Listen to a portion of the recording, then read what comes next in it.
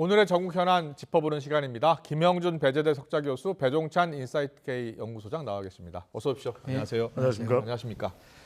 네, 서울 양평 고속도로 사업 지금 이제 백지화하겠다고 나섰죠. 파장은 계속되고 있습니다. 김기현 대표, 민주당의 똥볼이다, 헛발질이다라고 이야기한 반면 이재명 대표는 이거 국정농단 아니냐라고 주장을 나섰습니다. 자, 두 분 지금 양평 고속도로 문제 어떻게 보고 계십니까?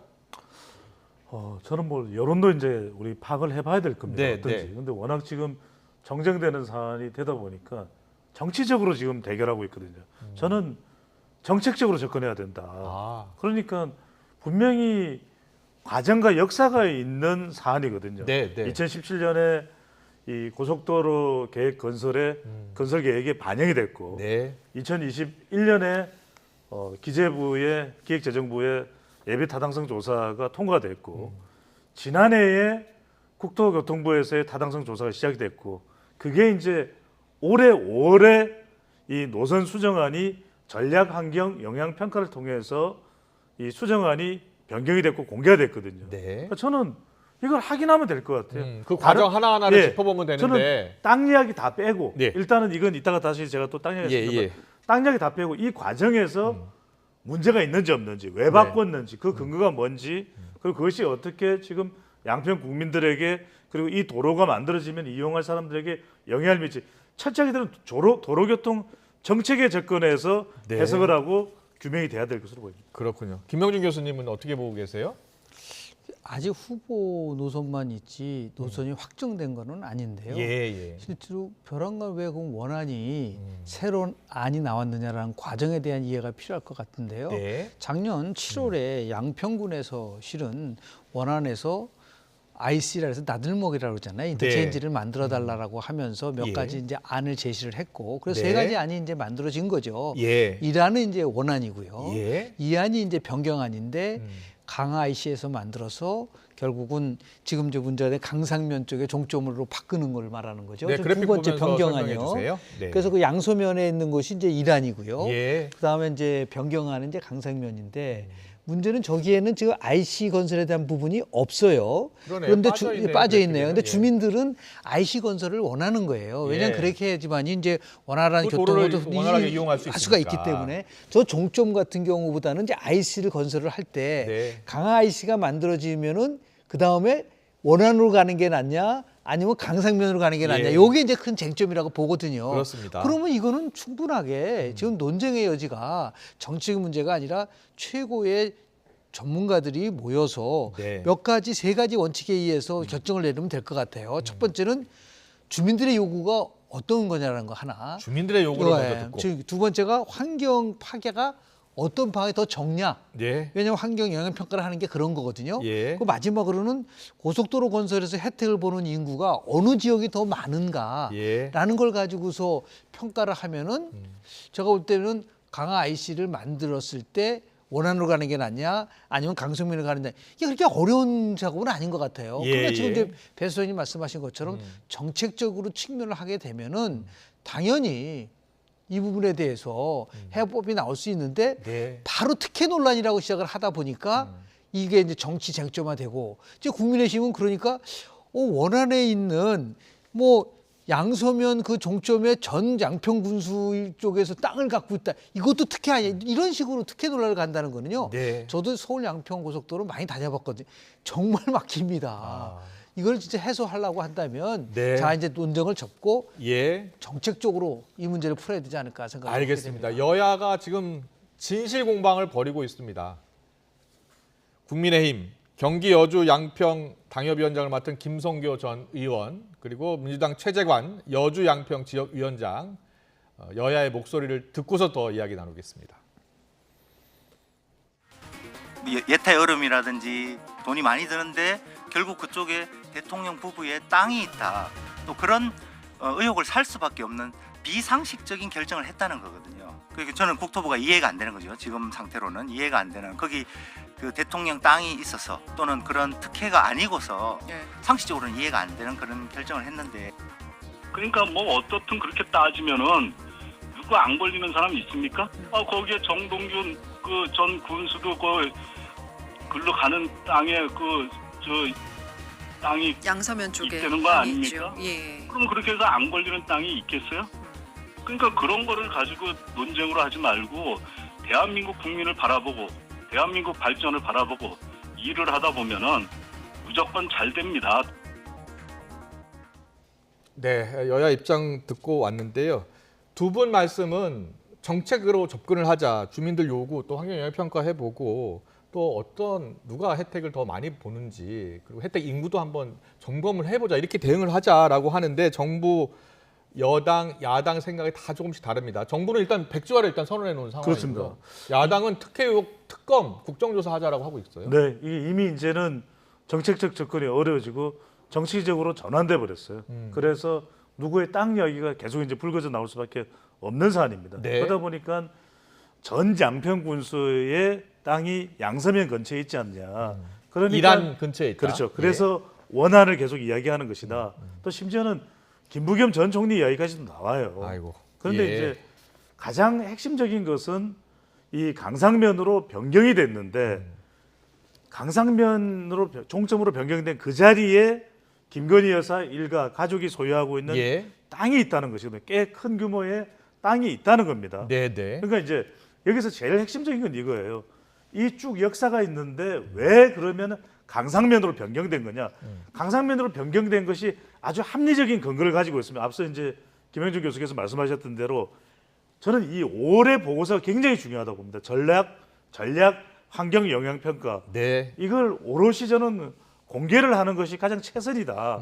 그러면 공개를 하면 왜 바꿀 수밖에 없었는지에 대한 이유가 양평 국민들의 의견 또는 이것이 이 빚이라고 해서 편익적인 측면, 네. 비용 편익적으로 여기로 가는 것이 강화 IC와 연결될 수 있고, 자 IC는 진출입이 가능한 겁니다. 차로 들어가고 나오고가 가능한 것이고, JCT는 도로와 만나는 것이기 때문에 차가 빠져나올 수 없는 겁니다. 예, 예. 그래서 양평 군민들이 그리고 양평군에서 계속해서 주장을 했던 것은 강화 IC가 필요하다. 서울까지 30분 만에 가자. 이 이야기가 나왔던 것이거든요. 네, 네. 그러니까 지금 또 강화 IC 가지고 더 서로 간에 또 했니 말았느니 민주당이 요구했니 말았느니 누구 땅이 있니 없니 되고 있거든요. 저는 그래서 첫 번째 이 5월 달에 전략환경영향평가 조사가 어떻게 진행이 됐고 어떤 내용인지 공개되는 거. 그다음에 또 하나는 이 과정에 김건희 여사의 그 땅과 관련될 이 소지가 있는지 여부. 예, 예. 없다면 굳이 이 백지화 부분이 그래서 지적을 받는 부분이 아니 그게 없고 당당하다면 민주당이 뭘 하든 말든 그거 뭐 신경 쓸 필요가 있느냐. 예, 예. 그냥 원희룡 장관이 나와서 쭉 브리핑을 해서 설명을 하고 이런 근거에서 우리 한 거다. 우리 어떤 이익이 대통령의 일가에 가는 게 없다. 이렇게 설명하면 되는데 바로 백지화를 선언해 버렸거든요. 네, 네. 저는 이 순간 이미 정치화가 돼버린 걸로. 지난주 금요일이었죠. 당정회의를 마치고 나서 원희룡 장관이 백지화를 이야기했잖아요. 근데 뭐 원장관이 뭐 승부수다 이렇게 얘기를 하고 있지만 네. 그렇게 하지 않을 경우에 지금 구상하고 있는 서울 양평 고속도로는요 절대로 진천이 될 수가 없습니다. 그러니까 바로 쟁점화됐기 때문에 네. 그래서 원래 이제 우리가 보통 보면 이 중요한 고속도로를 만들기 위해서는 나름대로 몇 가지 원칙을 가지고 접근을 하면 돼요. 네, 네. 이런 말까지 했잖아요. 그럼 다음 정권 때 하세요라고까지 나왔잖아요. 그러면 이 정권까지는 안 한다고 하면 그 피해는 서울 양평 주민만이 아니라 수도권 주민을 부르다 이렇게 하면 저는 됩니다. 일단 여야가 만나서 예. 양자 합의를 하는 겁니다. 예를 들어서 민주당은 특혜 의혹과 관련된 거 중지. 네. 그리고 더 나가서 어떠한 결과가 나오더라도 그 혜택 그 받아들인다라고 하는 그리고 전문가 구성하고요. 예. 그리고 더 나가서 아. 환경평가하고 2단계, 3단계는 그 안이 나오면은 주민 의견을 수렴을 해서 마지막 단계 그게 원안이 될지 아니면 변경안이 될지 그건 지금 아무도 모르는 상태다 이거죠. 네, 네. 그거를 만약에 양쪽이 다 수용을 한다고 한다면 이 문제는 쉽게 해결될 거라고 보는데요. 예. 그거 안 받겠다, 계속해서 특혜다라고 얘기하면 그건 누군가는 분명하게 정치적인 목적을 가지고 이 예. 부분을 정치화하려고 하는 부분들이 있기 때문에 요 세 가지만 딱 합의를 본다고 한다면 이 문제는 저는 쉽게 해결될 수 있을 거라고 저는 보지 않나 생각을 좀 합니다. 알겠습니다. 그런데 지난 어제였었죠. 어제 일부 언론에서 이제 보도가 나온 게 원안 종점에 봤더니 정동균 이 전 양평 군수 일가의 땅이 제1안 그 근처 종점 근처에 있더라라고 주장을 하고 나서서 이제 국민의힘에서는 저 양평 고속도로 알고 보니 민주당 게이트 아니냐라고 또 주장하고 있고 정동균 전 군수는 원안 종점에서 산 넘어 있는 땅이다. 그리고 오래전부터 집안에서 갖고 있었던 땅이다. 이렇게 또 주장하고 있거든요. 그래서 이쪽에서는 야당에서는 김건희 여사 일가 쪽 특혜, 그 김건희로도 아니냐라고 주장하고 있고 또 이제 여당에서는 저 민주당 게이트다라고 또 주장하고 있어요. 네. 이런 주장들 어떻게 보세요? 저는 이렇게 될 걸로 예상을 했어요. 예. 그래서 김부겸 전 총리까지 거론되고 있잖아요. 김부겸 전 총리의 집은 양평에 집을 지었거든요. 근데 네. 이게 강화면에 근처에 있다고 합니다. 아. 그러니까 이제 강화 IC하고 비슷하니까 이런 까지 다 고려됐지 않겠냐. 네. 그러니까 지금 핵심은 뭐냐면 땅 이야기 시작하면 저는 답은 안 나올 걸로 봅니다. 아. 그러니까 이제 예. 지금 국민의힘의 대응 방식이 김건희 여사 땅을 이제 물고 들어가는 상황이 되다 보니까 그러면 우리도 할 이야기 많다. 정동균 전 양평구의 땅이 양서면에 있지 않냐. 예. 김부겸 전 총리 그러면 그렇게 생각하면 양평군에 있는 종중 땅을 다 뒤져야 돼요. 아. 이걸 다 어떤 용도가 있는지 언제 매입했는지 다 추적을 해서 앞으로 이제 모든 도로를 우리가 건설할 때마다 이런 여야 식으로 정치인들 땅들 다 접근될 보자. 텐데 제일 핵심은 뭐냐면 야당이 이렇게 더불어민주당이 하는 이유는 김건희 여사의 땅이라는 거예요.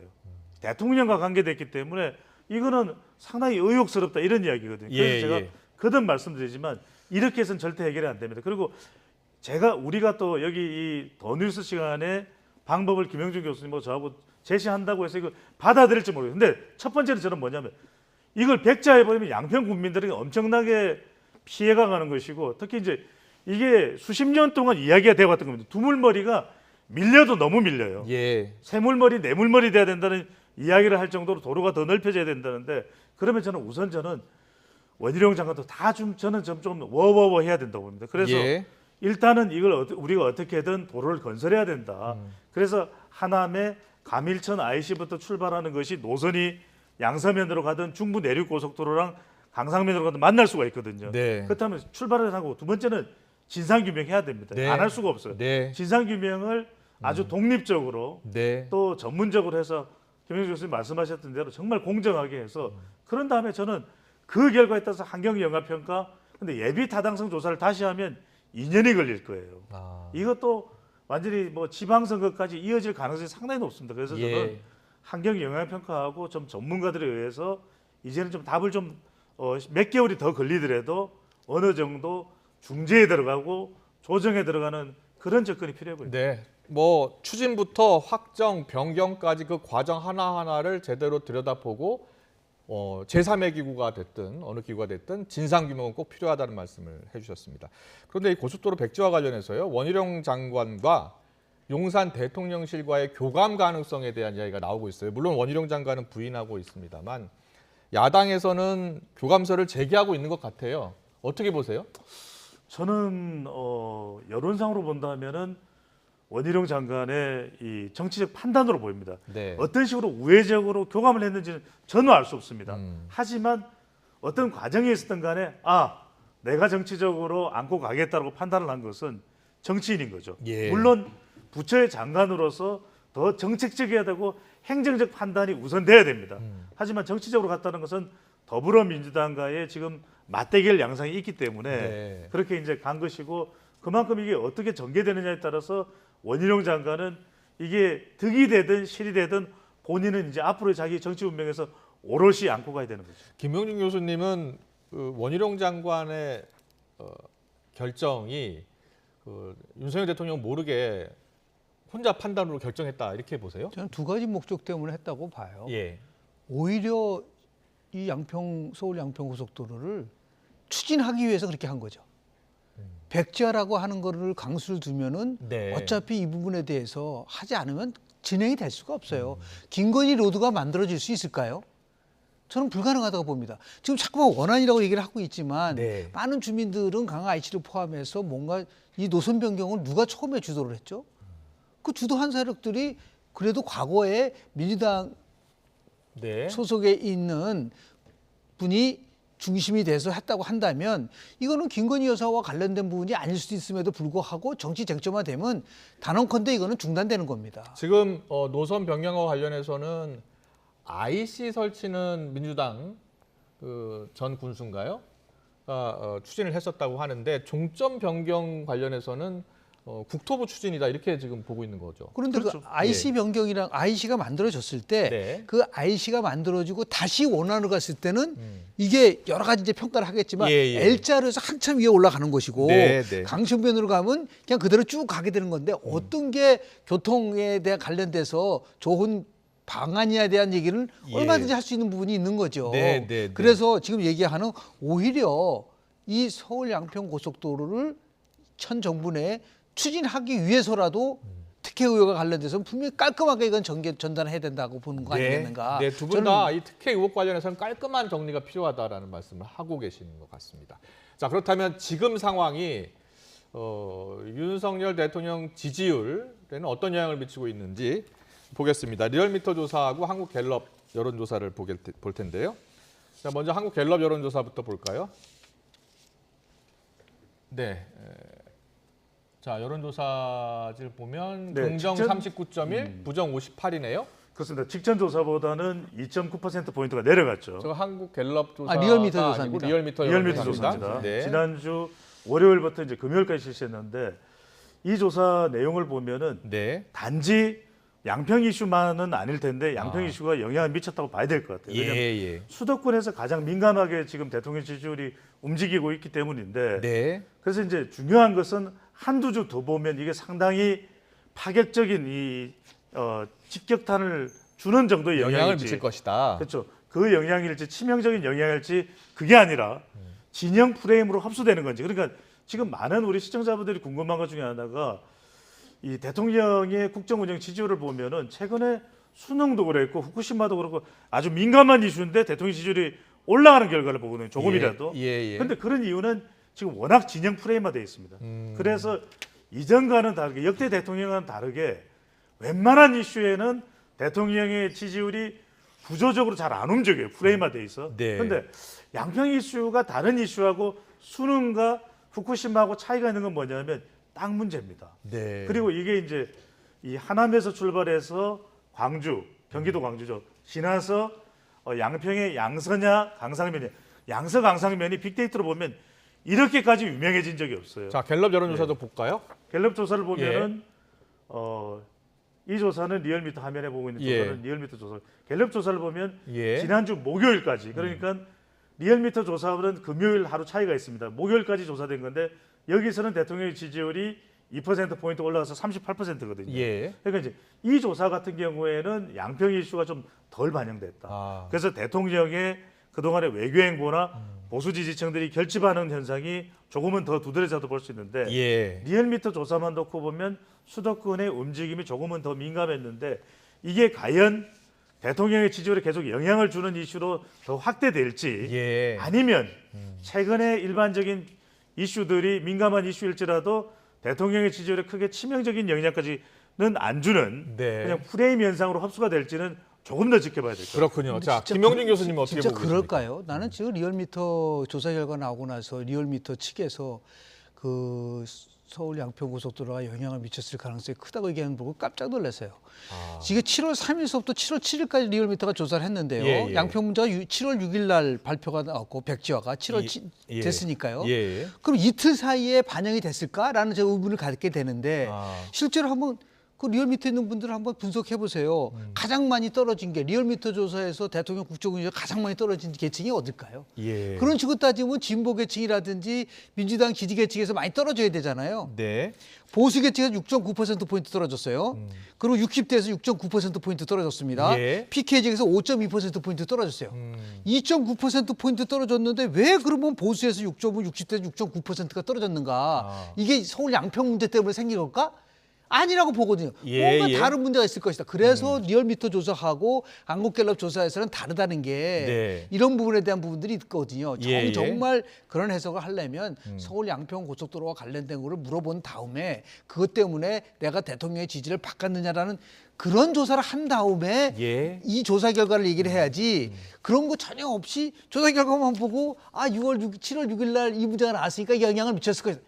이건 아마추어죠. 네, 그렇게 이 어떻게 말씀에는 좀 공감을 합니다. 그러니까 참 조심스러워야 될 것 같아요. 예. 이걸 그냥 막연히 저도 이제 응답자 특성이나 통계표를 더 들여다봐야 됩니다. 그래서 제가 말씀드렸던 그렇군요. 것이 예. 이게 정말 양평에 의한 대통령 지지율의 반영인지는 한두 주를 더 좀 지켜봐야 될 걸로 보입니다. 알겠습니다. 뭐 두 또- 분 다 여론조사 또 전문가분들인데 하나는 좀 더 지켜봐야 된다는 말씀이시고요. 리얼미터 조사에 주문하고 싶은 거는 응답률을 좀 높이라는 거예요. 예. 이번 주에 응답률이 몇 %인지 아십니까? 3.1%예요.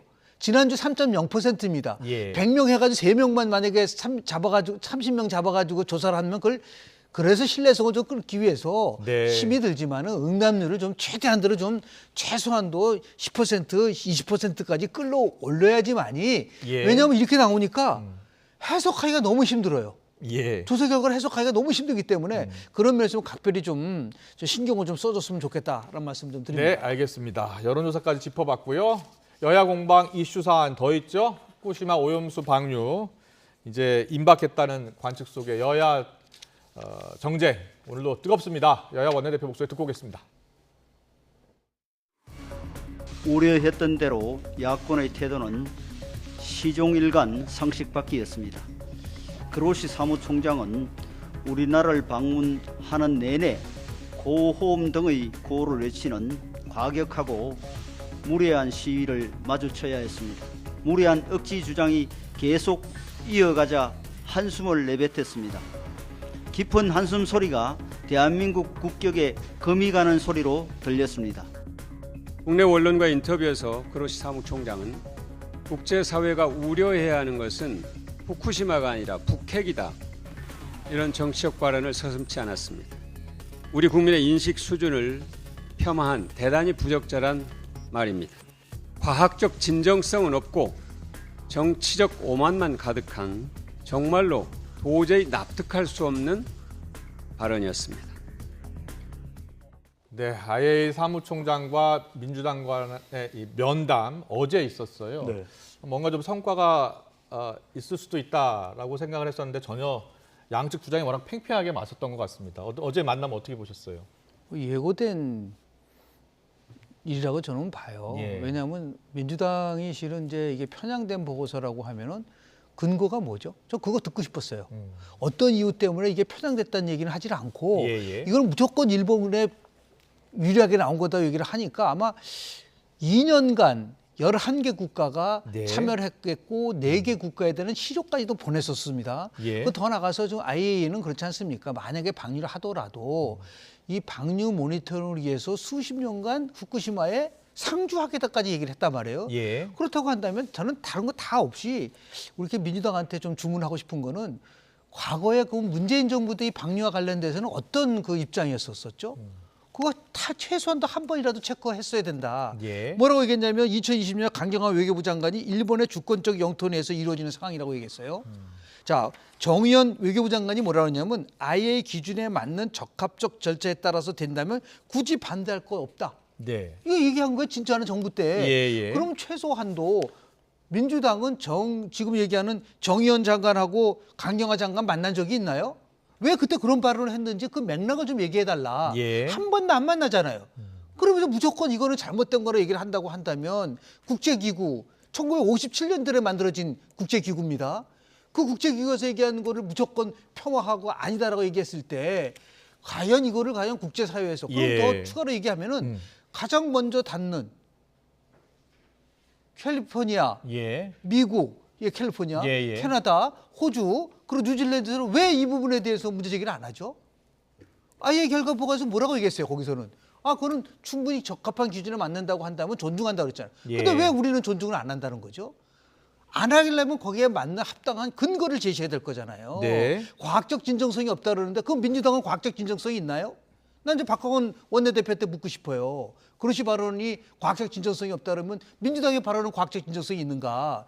이건 참 제가 볼 때는 충분하게 나름대로 과학을 가지고 해결할 수 있는 문제가 너무 정치 쟁점화됐다는 의미에서 예. 좀 아쉬운 분도 많고 우려되는 부분도 많다고 저는 민주당에서는 다양한 이야기를 어제 했어요. 일단 최종 보고서가 부실하다라는 근거 중에 하나가 다액정 제거 설비 제대로 검증을 하지 않았다. 그리고 일본 맞춤형 조사가 아니었느냐. 물론 전체적인 IAEA의 보고서 내용은 존중한다는 표현도 들어가 있긴 했습니다. 네. 그리고 또 하나 있었던 거는 다른 방법은 없었냐 또 이런 주장도 했었고요.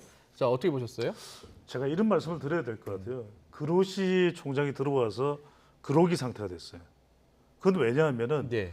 본인은 보고서 내에서 최대한 설명을 하면 되고 또 한편으로는 어떤 좀 공격적인 질문이 나오면 방어하면 되는 것이죠. 보고서가 기준입니다. 네. 보고서 이상을 말할 수가 없는 거예요. 근데 민주당에서는 보고서 이상의 질문과 답변을 원해요. 예. 근데 그럴 수밖에 없죠. 왜냐하면 야당은 또 지금 방류 반대 여론이 국민들이 높은데 그런 차원의 또 질문을 할 수밖에 없거든요. 예. 근데 또 그런 논의 과정을 보면은 아주 무례했느냐?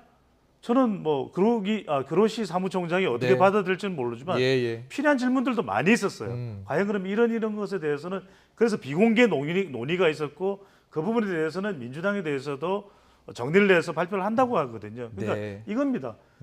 그로시 사무총장이 여러 가지 구체적인 질문을 하는 것에 대해서는 답변을 하기 좀 어려운 그런 상황도 연출됐어요. 예. 시간이 없지만 짧게 말씀드릴게요.